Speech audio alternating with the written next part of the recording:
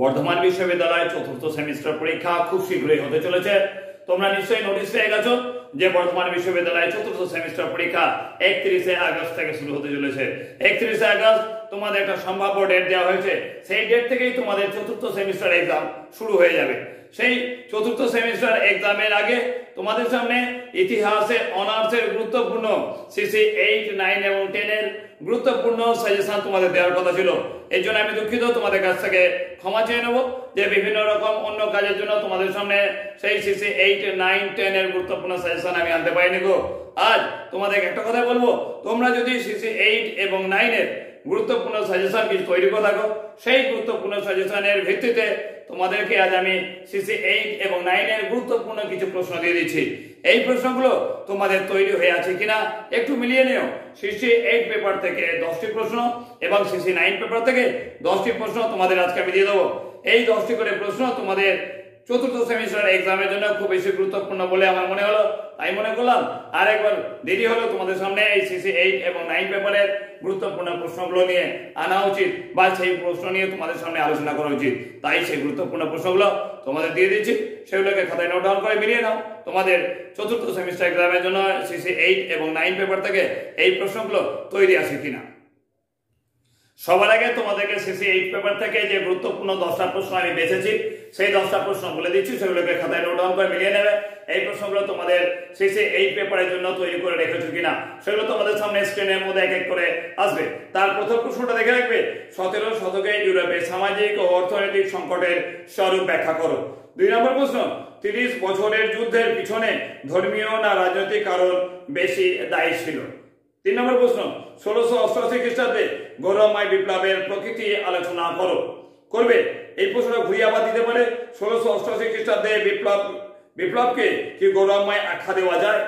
4 নম্বর প্রশ্ন করে রাখবে, 1689 থেকে 1701 এডির মধ্যবর্তী সময়কালে ইংল্যান্ডের সংবিধান যে পরিবর্তন, সেই পরিবর্তন আলোচনা করো।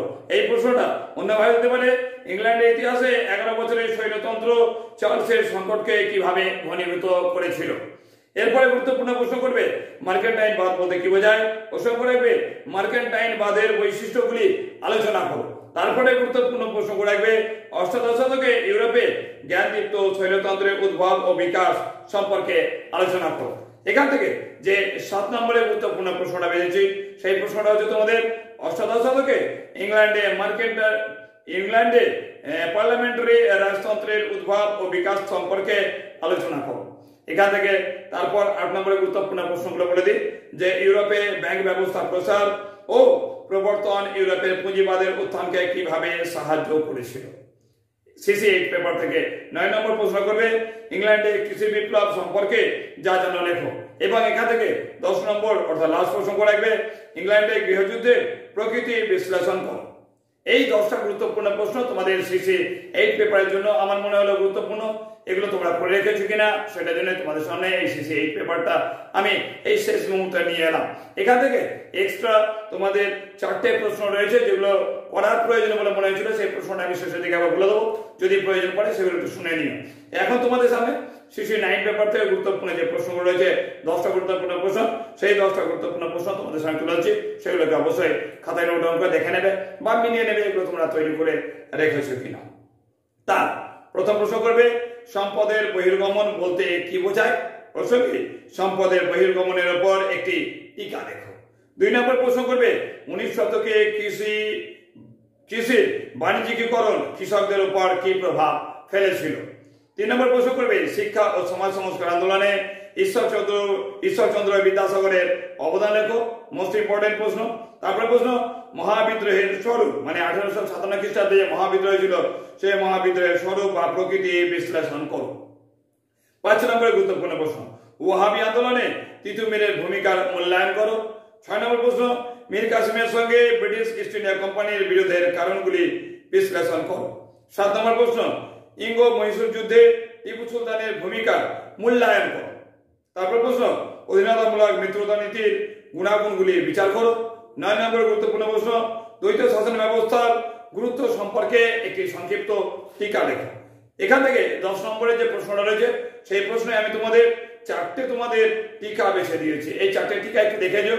এজ এ 5 নম্বরের গুরুত্বপূর্ণ প্রশ্ন হিসেবে এই টিকাগুলো আসতে পারে, গুরুত্বপূর্ণ বলে মনে হলো, তাই এত দেরিতে হলো তোমাদের সামনে সেই প্রশ্নগুলো দিতে এলাম।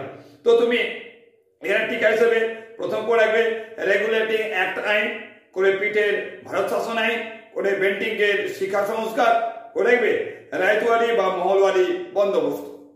তো তোমাদেরকে সিসি 9 পেপারের জন্য যে 10টা গুরুত্বপূর্ণ প্রশ্ন দিলাম, এই গুরুত্বপূর্ণ প্রশ্নগুলোকে দেখে নিও তোমরা তৈরি করে রেখেছো কিনা তোমাদের চতুর্থ সেমিস্টার পরীক্ষার জন্য। আর সিসি 8 পেপার থেকে যে 5টা গুরুত্বপূর্ণ এক্সট্রা প্রশ্ন রয়েছে, মনে হলো এই গুরুত্বপূর্ণ প্রশ্নগুলোকে একটু দেখে নেওয়া প্রয়োজন, তাই এই 5টা গুরুত্বপূর্ণ প্রশ্ন তোমাদের সাথে তুলে ধরেছি। এই প্রশ্নগুলোকেও দেখে নিও যে এই প্রশ্নগুলো তোমাদের তৈরি হয়ে রয়েছে কিনা তোমাদের চতুর্থ সেমিস্টার পরীক্ষার জন্য। তার প্রথম প্রশ্নটা এক্সট্রা প্রশ্ন দেখে যাবে, ইউরোপে জ্যোতির্বিজ্ঞান চর্চার উপর একটি টিকা লেখো।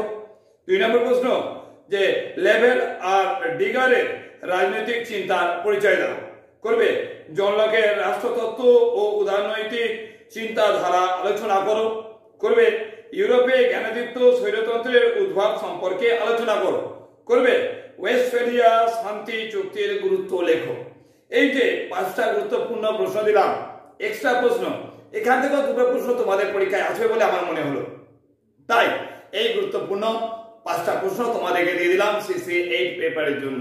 সিসি 8 পেপার, সিসি 9 পেপার, এই দুটো পেপারে মোট 20টা প্রশ্ন তোমাদেরকে দিলাম, যেটা তোমরা চতুর্থ সেমিস্টার এক্সামের জন্য প্রস্তুত করবে।